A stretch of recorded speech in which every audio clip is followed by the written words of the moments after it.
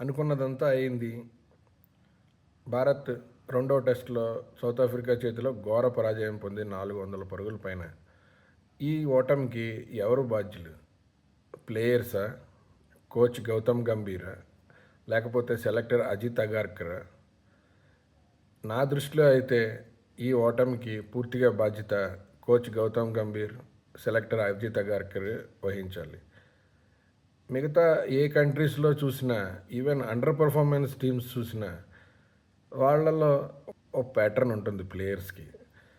కొంతమంది specialist batsmen అని, కొంతమంది టెస్ట్ బౌలర్స్ అని, ఇట్లా ఒకళ్ళు ఆడతారు. మ్యాక్సిమం ఆల్రౌండరు, ఒక కీపర్ బ్యాట్స్మెన్ ఆడతారు. కానీ మన దగ్గర అంతా టీ20. నువ్వు టీ20లో పర్ఫామ్ చేయి, టెస్ట్ టీంలోకి రా. ఇట్లాంటి టీం సెలెక్షన్ పెట్టుకుంటే మనం ఎప్పుడు గెలుస్తాం టెస్ట్లు.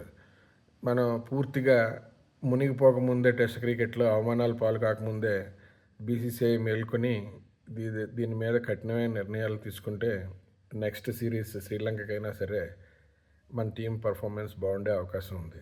మీరేమనుకుంటున్నారు?